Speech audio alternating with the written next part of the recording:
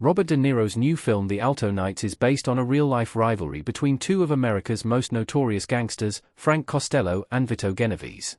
The Alto Knights is directed by Barry Levinson, the Academy Award-winning director of Rain Man, 1988, The Natural, 1984, Sleepers, 1996, and Good Morning, Vietnam, 1987. Levinson and De Niro last teamed up for the 2017 HBO original film The Wizard of Lies, in which De Niro portrayed white-collar criminal Bernie Madoff. The Alto Knights is set to be released on March 21, 2025. De Niro will play not one, but two, different Italian mob bosses in the film who are based on real-life mafia rivals, Vito Genovese and Frank Costello. Jack Nicholson previously portrayed Frank Costello in Scorsese's Academy Award-winning film The Departed, 2006, but drew inspiration from Joseph Whitey Bulger Jr., the infamous Irish mob boss out of Boston.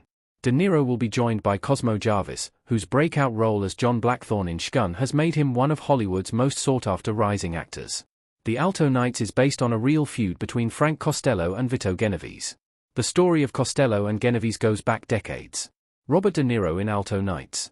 The real-life Frank Costello was an Italian-American crime lord of the Luciano family who lived and operated in New York City. He retired in 1957 after surviving an assassination attempt ordered by Vito Genovese, who would eventually become his successor. The story of Costello and Genovese goes back decades. In fact, they worked side by side as associates of Charlie Lucky Luciano, the Sicilian leader of Manhattan's Lower East Side gang, as far back as 1920. In 1931, Lucky became the head of the Luciano crime family with Genovese as his underboss and Costello as his consigliere. During the 1930s, Costello made a name for himself selling slot machines before Luciano was convicted of running a prostitution ring in 1936.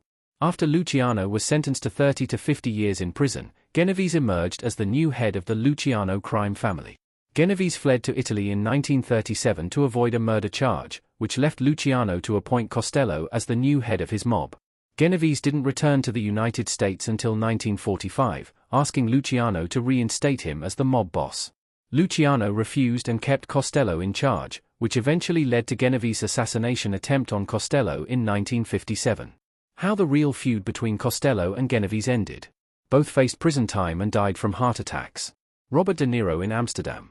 During the 1950s into the early 1960s, both Costello and Genovese faced multiple run-ins with law enforcement. Costello was incarcerated as many as 6 times from 1952 to 1961, while Genovese was sentenced to 15 years in federal prison in 1959 for selling large quantities of heroin. After attempts to strip Costello of his U.S. citizenship during the 1960s, he eventually retired but still maintained his influence within the New York Mafia until his death from a heart attack in February 1973. Genovese also died of a heart attack in February 1969. Their historic feud will surely be the heart of the Alto Knights.